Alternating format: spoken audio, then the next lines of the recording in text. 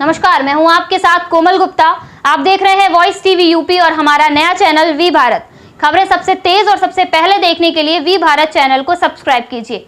चलिए खबरों की तरफ चलते हैं। यह खबर है फिरोजाबाद से। फिरोजाबाद उत्तर प्रदेश के पर्यटन मंत्री एवं मैनपुरी के विधायक जयवीर सिंह आज एक निजी कार्यक्रम में शिरकत करने फिरोजाबाद आए, जहां उन्होंने मीडिया से बात की।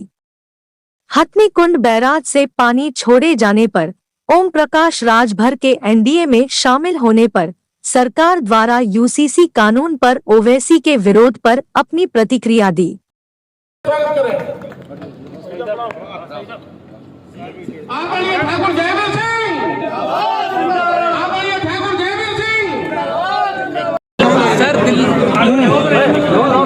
सर, दिल्ली के राजस्व मंत्री ने कहा है कि हथनीकुंड से 3 जगह पानी छोड़ा गया है। दिल्ली, यूपी और हरियाणा और यूपी में बीजेपी की सरकार है, इसलिए दिल्ली को परेशान किया जा रहा है। वहाँ पानी छोड़ा जा रहा है और वहाँ पानी की स्थिति बहुत ऊपर है।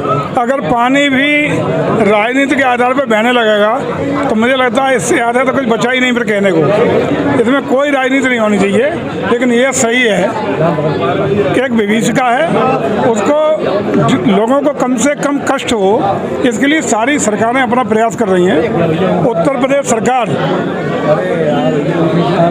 बाढ़ से निपटने के लिए उत्तर प्रदेश सरकार पूरी तरह तैयार है, कटिबद्ध है। अपने संबंधित सभी जिलों के प्रशासन को स्पष्ट निर्देश हैं, राहत सामग्री से लेके वहाँ जो भी बचाव के संसाधन हो सकते हैं उन सबको सचेत कर दिया गया है। संबंधित प्रभारी मंत्रियों को भी लगातार वहाँ के डीएम और संबंधित अन्य अधिकारियों से संपर्क में रहने के लिए कहा गया है।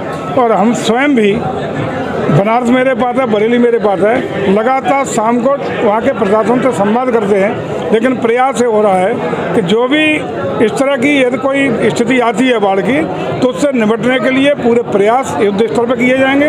राहत सामग्री में कोई कोताही नहीं की जाएगी, लेकिन उत्तर प्रदेश सरकार इस बाढ़ की स्थिति से निपटने के लिए पूरी तरह कटिबद्ध और तैयार है। सर, ओम प्रकाश राजभर एनडीए में शामिल हो गए, क्या लगता है? पहले समाजवादी पार्टी को गठबंधन किया, फिर अकेले रह गए, अब बीजेपी में फिर दोबारा। देखिए, भारतीय जनता पार्टी अपनी नीतियों और कार्यक्रमों के आधार पर हर वर्ग, धर्म और जाति के लोगों की सेवा करने में, उसको सेवा, सुशासन और कानून का राज देने में पूरी तरह सफल रही है। उसी का परिणाम है, चाहे 6 साल की उत्तर प्रदेश सरकार की उपलब्धियां हों या 9 साल की आदरणीय मोदी के नेतृत्व में केंद्र सरकार की उपलब्धियां हों, उनसे प्रभावित होकर के हर वर्ग, धर्म और जाति के बोलो जो लंबी आज़ादी के लंबे अंतराल से अब तक विकास कार्यों के लिए वंचित थे, जो लोग जिन पर सिर ढकने को छत नहीं थी, जिनको अन्य विकास की योजनाओं का लाभ नहीं मिला था, उनको पारदर्शिता के साथ लाभ देने का काम किया। उसमें कोई अब लोगों ने धार्मिक, जाति या सांप्रदायिक भेदभाव नहीं किया। उसी का परिणाम है कि देश की जनता और उत्तर प्रदेश की जनता 2024 में आदरणीय मोदी के नेतृत्व में कमल खिला करके प्रचंड बहुमत के साथ केंद्र की सरकार बनाने का काम करेगी। एक मिनट में यही मैं कह रहा हूँ पूरी, इससे मुसलमानों को डराना चाहिए। देखिए, इससे ओम प्रकाश राजभर आ गए, स्वागत है, नहीं आ गए, स्वागत है। कोई भी जो हमारी नीतियों से प्रभावित होकर आना चाहता है, स्वागत है, नहीं आना चाहता, स्वागत है। लेकिन भारतीय जनता पार्टी प्रचंड बहुमत के साथ जीतेगी और उत्तर प्रदेश से 80 की 80 सीटें जीतने का काम करेगी। ओवैसी कहते हैं उनकी पार्टी यूसीसी का विरोध कर रही है, मुसलमानों को दबाया जा रहा है। सर, आप कैसे देखते हैं? एक परिवार दो तरह, एक बाप अगर अपने परिवार के साथ 2 तरह का व्यवहार करने लगे तो क्या वो परिवार कैसा महसूस करेगा? इतना आप अंदर लगा लो। देश एक परिवार है और देश में अगर 2 तरह के कानून, 2 तरह के धार्मिक और सांप्रदायिक आधार पर कानून होंगे तो देश असहज महसूस करेगा, अन्याय महसूस करेगा। इसलिए पूरे देश में वर्ग, धर्म और जाति के आधार पर नहीं, सभी के लिए समान कानून बनाने के लिए यूसीसी लाने का काम किया जा रहा है। जिससे एक तरफ अभी यही अल्पसंख्यक वर्ग के जो नेता ये बात कर रहे हैं, यही 4 दिन पहले कहते थे कि हमारे साथ अन्याय हो रहा है, हमारे साथ अपारदर्शिता हो रही है, हमारे साथ कहीं न कहीं भेदभाव हो रहा है। और वही जब हम एक कानून, एक देश की बात कर रहे हैं तो वही कह रहे हैं गलत हो रहा है। तो जिन लोगों को विरोध करना है, उनका विरोध का कोई कारण नहीं है, केवल सिर्फ राजनीतिक आधार पर विरोध करने की बात है। कि 2024 में विरोध करने के लिए विरोध है, अन्यथा सारे लोग सहमत होंगे।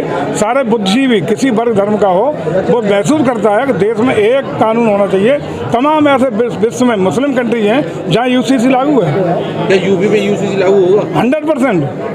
सर समाजवादी पार्टी छोड़ के बड़े बड़े नेता शामिल बीजेपी में होने वाले हैं, दारा सिंह जी भी आ रहे हैं, सर क्या कहना चाहिए? मैं कह रहा हूँ आपको, जो हमारी नीति और रीतियों से प्रभावित हो, स्वागत है आए। अबू हुरैरा कॉलेज फिरोजाबाद वालों के लिए कोई नया नाम नहीं है। पिछले 30 सालों से अबू हुरैरा शहर फिरोजाबाद में और ख़ास तौर से यहाँ के गरीब मुस्लिम इलाकों में तालीम की रोशनी का काम कर रहा है। अबू हुरैरा स्कूल की खास पहचान उसका आला तालीमी मेयार और अनुशासन है। पिछले 12 सालों से यहाँ बोर्ड एग्ज़ाम का रिज़ल्ट 100% फर्स्ट डिवीज़न रहा है। इस वक्त एक मदीना कॉलोनी में अबू हुरैरा हाई स्कूल, एक आज़ाद नगर नई आबादी में अबू हुरैरा इंटर कॉलेज और एक 12 बीघा में Abu Hurairah girls degree college अपनी खिदमत में मशरूफ़ है। ये सारे संस्थान सरकार और विश्वविद्यालय से मान्यता प्राप्त हैं। Abu Hurairah girls degree college के पहले बैच में डॉक्टर भीमराव अंबेडकर यूनिवर्सिटी की तरफ से कॉलेज को 4 गोल्ड मेडल आदरणीय गवर्नर साहिबा उत्तर प्रदेश के हाथों से हासिल हुए। इन कॉलेज के संस्थापक और प्रबंधक जनाब अकरम मुस्तफ़ा अयूबी सर हैं और निर्देशक जनाब AM याकूबी सर हैं। आप सब से दरख्वास्त है कि कॉलेजों में तशरीफ़ लाएं और आला तालीम के लिए अपने बच्चों का यहाँ एडमिशन कराएं।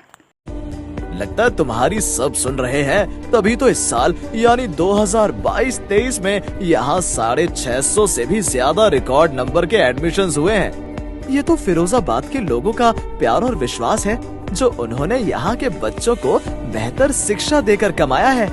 बिल्कुल, तो आप भी पीछे ना रहें, अपने बच्चों का एडमिशन लिटिल इंटरनेशनल स्कूल में करवाएं। इनका पता है opposite MG girls inter college, Devnagar road, Firozabad. Contact number है